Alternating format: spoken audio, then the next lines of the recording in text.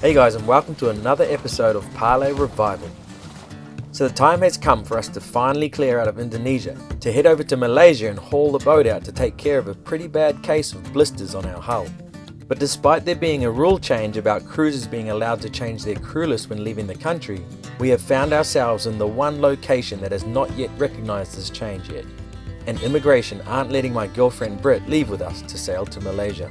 So it's not going very well. I've got 5 agents on the case though. But I'm not going to go down without a fight on this one, so stay tuned. So I'm Colin, and this is the crew of Parlay Revival. From hurricane damaged to broken bulkheads and getting struck by lightning not once but twice, to being the strongest and fastest Lagoon 450 on the planet. We've already sailed 40,000 miles to get here, and nothing is going to stop us from circumnavigating the globe. So subscribe to follow our journey around this beautiful planet. 20 years from now, you'll be more disappointed by the things you didn't do than by the things you did. So what are you waiting for?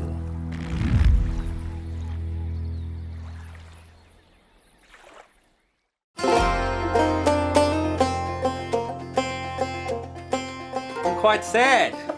This concludes our 2025 Indonesia tour. We started in Lombok Island about 6 months ago and just slowly surfed, sailed and fished our way up the entire coast of Indonesia, and now we are in a place called Sabang. This is the final clearance port and we are about to check out. We literally just came round the most western point of Indonesia. They got this big monument there, and last year we cleared into Biak, which is at the very other end, the eastern end of Indonesia, and the sort of straight line distance is 3,000 miles. So we've done a serious amount of sailing and motoring, mostly motoring to be honest with you. So what an absolute crazy adventure it's been. I would say the last 6 months have been the best 6 months of my life. Just to be on Parlay in this location with the quality of the surf and the people that we've had come and go out of our lives has just been absolutely phenomenal. I'll never ever ever forget this period, and I think most of the crew feel the same. Yes, it's been an incredible 6 months of surfing, sailing, exploring. Yeah, I caught some of the best waves in my life, and not just that, I saw everybody around me catch some of the best waves of their life. So I'm just getting goosebumps thinking about it. Just to share that feeling and sentiment with everybody on this boat has been something I'll remember for the rest of my life. And so what's my review of surfing in Indonesia? There are still places that you can explore where there's no one around, but where all of the resorts are going up and all the charter boats are sort of going to the big name places, it's getting really crowded. I can't imagine what it's going to be like in 5 years time, 10 years time. You may or may not have noticed that we didn't really name anywhere that we went and surfed. That's because we're trying to keep that secrecy of some of these lesser known spots. Yeah, just an amazing experience, and again, there's no better way to do it than by boat. However, we are trying to clear out. Indonesia has this ridiculous rule that you have to clear out of the country with the same crew that you cleared in with. You get given a 3-year permit for your boat to stay, and they expect you to have the same crew as the day you arrived. That is ridiculous. I know of 2 cases which stand out in my mind. One was where a guy sailed in with his father and his father passed away, and when he went to clear out of here in Sabang, they charged him an extortionate amount of money to have that guy removed off his crew list. The guy was deceased. That is not very cool. The rule is in place for the charter industry to protect them. They have to jump through a whole bunch of hoops to get their work permits and licenses to charter and all of that. I get that and I appreciate that. But telling pleasure boats like us that we have to keep the same crew the entire time that we're here is just not really feasible in most cases. So we're struggling with that right now because we sailed in from the Philippines. We had 8 friends on the boat. The Chosen One, Noodles, these guys have been friends with us for years and they're no longer here. And at the time, Brittany was at a wedding and so she wasn't on the crew list that came in. So now we're trying to leave and it's me, Jamie and Aziza. We came in with the boat, so that's okay. I've got to get 5 people removed off the crew list and I'm trying to get Brittany on. And it looks like they're going to cooperate with the people that are no longer in the country because they've gone. But they're telling me it's impossible to put Brittany on the crew list, which is not really okay because they just passed a new rule to say that cruising boats like us are allowed to have crew come and go and amend the crew list. However, this place here, Sabang, is the one place that I've heard of and that the agents have heard of that is refusing to acknowledge that new rule. So it's frustrating. So we're gonna have to leave her here and she's gonna have to fly to Malaysia and wait for us while only 3 of us smash our way upwind to Malaysia. So here's the forecast. As you guys know, if you've been watching the last few episodes, we've left it really late to be doing this passage. It's our own fault. I'm blaming nobody for this but myself. But we wanted to surf an extra month in the Mentawai Islands. Got amazing waves, but the seasons have turned and now these northeast trades have fully kicked in and we're trying to go northeast. So here we are in Sabang. All the models are suggesting that we sail a low route down here, stay out of the wind. Malacca Strait used to be fierce pirate territory as well, but now it's not, so that's good. And when we hit that point there, we're going to go north, and this is just going to be so uncomfortable. That's basically a close reach north with the current pushing us further north against a northeasterly wind. And at whatever point we can manage, we're going to have to tack and come all the way down, still close hauled but on the other tack now, all the way down to Langkawi. It's turning a 320 mile passage into a 500 mile passage. Yeah, not looking forward to this at all.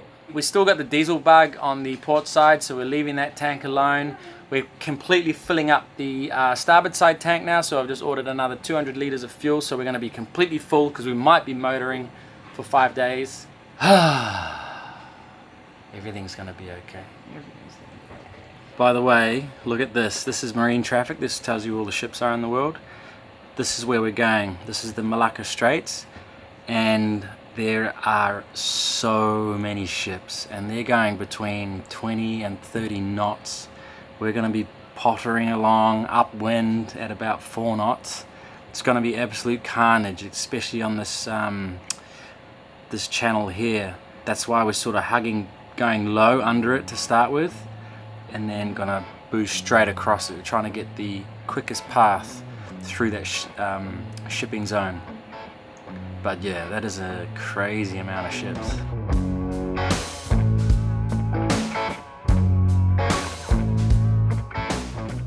Hi buddy, are you there? Yeah. Hi, Colin. Do you have good news or bad news? Bring the passport. Okay. Yeah, we'll try for the immigration and also the boat stamp. Passport and boat stamp. Okay, coming now. So because of that weather window that I just showed you, in order to be able to sneak along the coast below all the traffic, we were going to clear out today, with or without Brett. But purely out of principle, I was going to try stand my ground on this one, as I know other boats have been changing their crew lists in other locations now that the new rules are in place. I hired one of the local agents, Buddy, to try help me convince them, who was also aware of the new rules, and he ended up going into battle for me as I waited for 4 hours. So it's not going very well. I've got 5 agents on the case though, so it looks like we're gonna have to just leave Britt in Sabang, which is a crazy thought. But everyone's gone to pray now, and they asked me to leave while they pray. Just getting a little fresh air. I'll go back in and keep trying. So I waited for another hour, as agents that I had used around the country were also trying to make immigration aware of the new rule change. And lo and behold, as the sun was setting and everything was starting to close, I received 4 stamped passports, including Britt's, With that, we were able to rush down to see the harbour master, who kindly waited after hours for us, and I finally had my clearance papers in hand. All thanks to this man here. Uri, thank you very much. Thank you so much for helping. Terima kasih. Thank you guys. We'll be back next year. So without wasting any more time, we picked up the anchor and finally said goodbye to Indonesia with all 4 crew on board. It would have just felt so wrong leaving Britt on the dock, so I was relieved that everything had worked out in the end. That was an absolute mission. 5 hours that took. Immigration was just saying no. So I have to say a huge thank you to Buddy, who's one of the local agents here. He just went in to fight for us. I think by next year the rule will be properly enforced and clarified, and this will no longer be an issue. We've come out of Sabang, we've turned the corner. We were doing 6.4 knots with no current, and then we came around the corner and we ended up doing 4.4 knots. So there's a 2-knot current against us straight off the bat. And that's one thing I didn't talk about earlier in my little weather talk, is that there's this crazy current coming up the Malacca Straits, and it doesn't seem to back off at all. So we're either going to be fighting against it like we are now, or it's going to be pushing us northwest. We'll take you along for the ride. Wish us luck. So luckily the forecast was correct for the first night, and we were able to make solid ground right below the shipping lane as planned.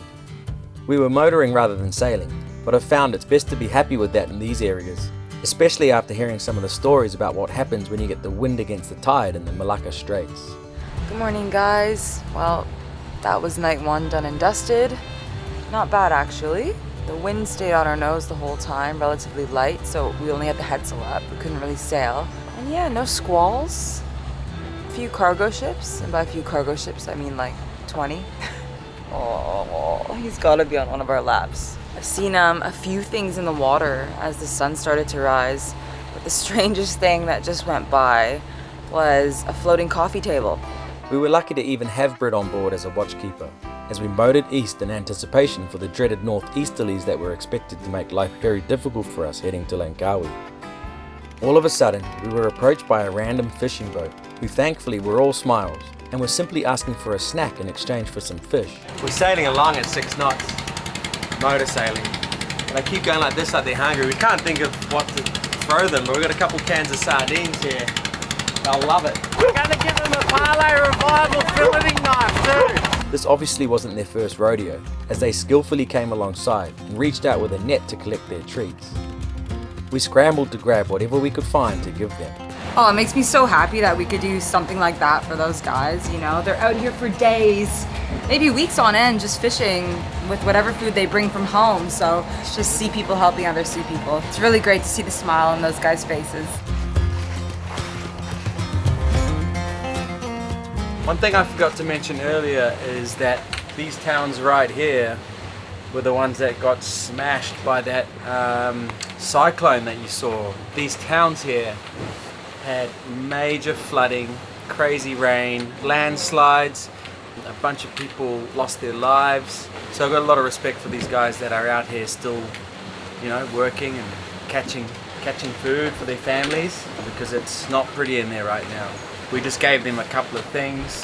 I think the knife was a bit of a hit, but they were still trying to give us fish, and we said, no, you guys keep your fish. That's gonna feed someone. We're fishing ourselves, even though we're not catching anything. About the 20th bag of the day. We're giving it a good go. Tomorrow is going to be a big day of trying to get across the Malacca Straits with hundreds of cargo ships cruising up and down it. So there'll be a lot of traffic and logs and fishermen and fishing nets and these fads, these floating blocks of, they look like painted polystyrene or something to attract fish under them. It's all happening. So we had hugged the coast of Indonesia as far as we could, and it was now time to head out into the Malacca Straits. The wind picked up, and we were able to do some actual sailing for the first time in a while. The current was dead against us, so our speed over ground was a lot less than our speed through the water, but I knew things were going to get rough when the wind eventually goes against that current. The problem with the crazy currents is that even a small amount of wind against that current makes the sea go like that, and you get these steep square waves that just become so uncomfortable. The boat's just going to be going. So we continued to slog our way into the wind and current, and we were only doing 2.5 knots under sail, so I had to resort to motor sailing through the night. Okay, we had a pretty rough night. Just looking on marine traffic, that's us in the middle there. You can see all the cargo ships. So they're all around us right now. Some of them doing 13 knots, some of them doing 23 knots. So we are keeping our wits about us, and we got 200 miles to cross the strait. If you're wondering what the big deal is about all the ships, it's that they normally don't give way to little sailboats like us, even though we're sailing. So we have to keep a sharp watch and stay right out of their way.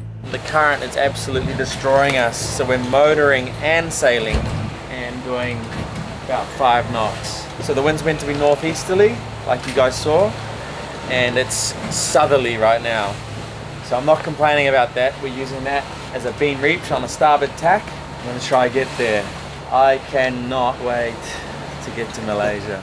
And would you believe it, the forecast was actually wrong in our favour, and we were able to sail for the next 24 hours straight into Langkawi without doing that big old tack that you saw in our passage plan at the start of this episode. It all of a sudden hit us that we had arrived into a new country after being in Indonesia for so long, and we were actually feeling excited about getting to work on the boat. Saw a bunch of hotels. It's the first time Parlay's been in this sort of civilization since Cebu in the Philippines nearly a year ago. We made it. I was actually just counting up how many miles we've done since leaving the Mentawais. We've done about 1,500 miles. Not a single day of that was downwind. It's all been motoring like we're doing now, or sailing upwind. It has been really tough, but we are going to go straight into Royal Langkawi Marina and get cleared in. I'm excited. This is a new country for us. Jamie's looking up where the nearest bar is so we can celebrate our arrival. Swiping away on Tinder.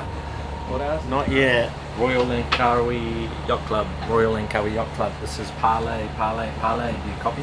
It's blowing 20 knots, and I've got diesel bug in that engine, so we've got a jerry can fueling that engine, and that engine's not going into forward. Well, it just takes a long time to find that, get that clutch to engage. So it's engaged now. I might leave it engaged, drive all the way in, and then I do have reverse, so I've got to try do some reversing into the dock rather than going forward in 20 knots. So we dropped the sails, and I must admit I was a little nervous entering a new marina on one good engine. Yeah, the wind's going to be pushing us off, so we both need to be quick. We had Aziza quickly trained up to throw the lines if things turned pear-shaped. Just like a normal throw, and then this one you just let go. As I entered the breakwater, I was hugely relieved to see that we actually had the whole T-dock to ourselves. Oh, too easy. On the photo that they sent me, there was a boat here, so I was going to have to come in front of him, but I feel like I'm cheating. I can just drive straight down the dock. Okay, I'm going to come out of gear soon, and I'm not going to get it back. Alright. We made it to Malaysia. Let's go clear in. What is that? I was on watch and I was afraid of falling in the water, so I didn't want to go all the way to the back. So I was like, if I fall off, I'm like, it's just me, like I'll be gone. So I was like trying to like watch. You should definitely have gone to the back rather than the side. Well, I was just worried I was gonna fall off. Are you stoked we're here? I'm so excited. Yeah, it's been a long one. Okay. Felt longer than it was. Actually, it wasn't too long. It was fine. Feels so strange being at a marina. I can't remember the last time we were at a marina, maybe in Cebu, but we're finally here. Thankfully that passage wasn't as bad as we had hyped it up to be, and thank God the model was wrong this time because it worked in our favor. I said we'd be here Monday lunch and it is now 2:50, so not bad. Not bad. So after the ordeal that we had gone through in Sabang, clearing into Malaysia was an absolute breeze. I was expecting for it to at least take a couple of hours, so couldn't believe it when we were in and out in about 20 minutes. quickest clear-in ever. They just took the old port clearance out of Sabang and just said you're done. I got no paperwork showing that we even cleared in except for a stamp in our passport. So relaxed. It's time for a beer. The feeling of clearing into a new country after having sailed there instead of flying will never get old. It instills a sense of accomplishment, an adventure like no other. But we actually met a cruiser that night who had just finished his circumnavigation at Royal Langkawi Marina that very same day, which is a feeling that I can't wait to experience one day. But before we could move to our haul-out yard, we had to take care of one last thing. Look at these guys. They can sense something very exciting is about to happen. And they're right. Rebuk Island Marina, where we are going tomorrow, have got a full ban on dogs. But luckily, we have found an incredible place for the dogs to live for a few weeks. The owner of Yacht Supply Malaysia, his name's Jeff, he's been an absolute legend, has said that we can have his house for a month for the dogs. He's got 1 acre of land out front of the house and this beautiful view, and Aziza here is going to be staying with the dogs full time, and we're going to be going on the weekends or as much as we can and hang out with them. So hopefully they're going to want to come back to the boat afterwards, but maybe not. We would 100% stay there full time ourselves, except it's about a half-hour commute to the ferry terminal, and then you have to wait for a ferry to go out to Rebuk, so it's just a little bit too much of a commute. So we're going to live on the boat in the shipyard while the dogs get to live on land for a month. So ready. She's moving out. Moving out. I know, I feel like I'm like going to college again. Like packing all the stuff up. Gonna go moving with the dogs, my new roommates. I think we should have put in the big dinghy. All the pillows maybe on top. Here we are, Jeff's house.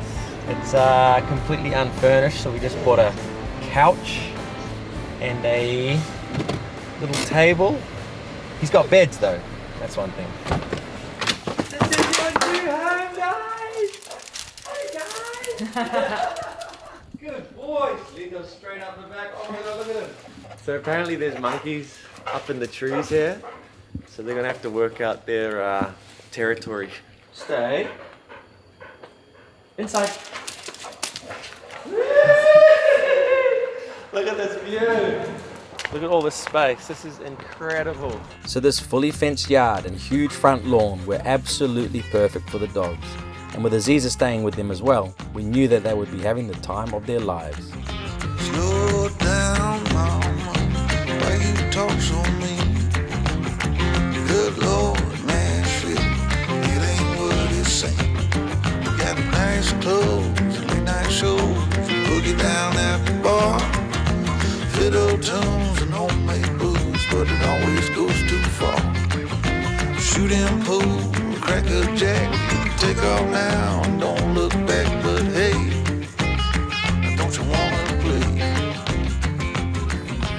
The house was amazing, and we slowly got settled in to wait for a bit of furniture to arrive. This house is so sweet. I'm jealous.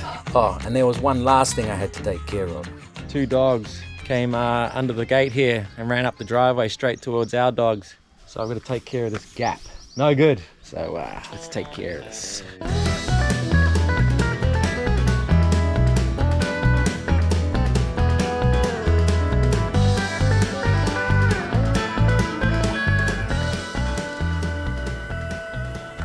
They're not going to get under there, no way. Oh, and I got to block this drain hole off. Well, there you go, guys. Thanks as always for watching till the end. I think it really helps out the algorithm, and we'll see you same time next Sunday for the work to begin.